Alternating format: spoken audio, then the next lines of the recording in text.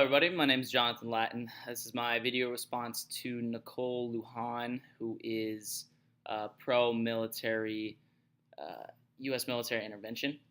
I would just like to say you have a great point where you start out where you're like, I understand it's crucial in many aspects, and I agree with that. And I also agree with the fact that you say that there needs to be steps in order to pre-steps, I guess, precursors to intervene essentially. So there needs to be research done and other aspects that go into it before they just jump the gun like they have before.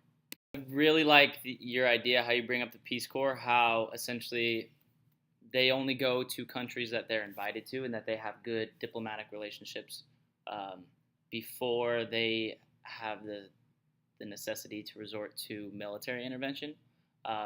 That's one of the crucial things I feel like in the past few decades military U.S. intervention has lacked is the more verbal diplomacy, kind of just communicating, oh, let's talk it out kind of thing. It seems super cliche in the sense of relationships, but it's almost infinitely times more crucial when it comes to relations with one superpower and another superpower in the world.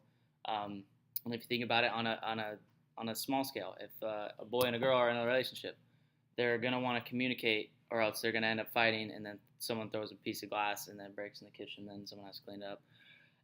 Something like that. So the whole Peace Corps example is awesome. I love it. I think it's one of the main things that we lacked upon. One of the main things we could probably work on as a society, essentially, is just communicating before we do our espionage and research, essentially.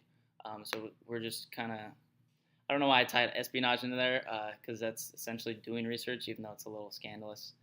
But you get what I'm saying, where essentially there needs to be a little bit more transparency, and that's where I feel like we fear as nations is the transparency will lead to exploitation and other things like that.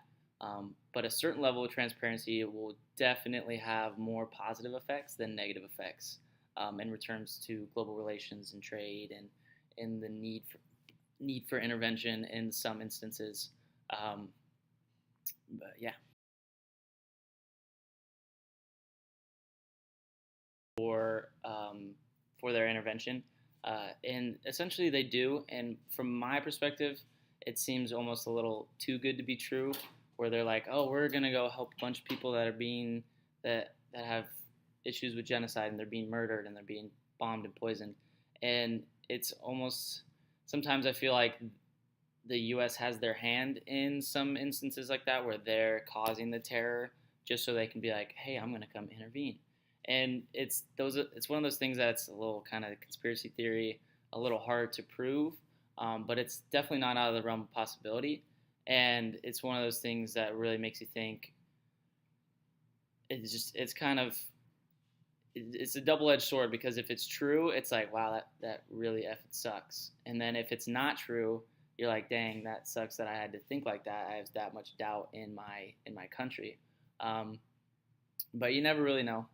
Long story short, it's always good to communicate within, just from people to people and from nation to nation. B, I strongly believe in intervention when it's necessary, and then that becomes a whole other process of when it needs to be necessary. But intervention is helpful. I feel like we need to help others when they're in need, but there's also a fine line between when they need help and when we should let them do it on their own and like create some dependency or independency, I believe. But yeah, great debate. I enjoyed it. I appreciate the time for anyone listening to this.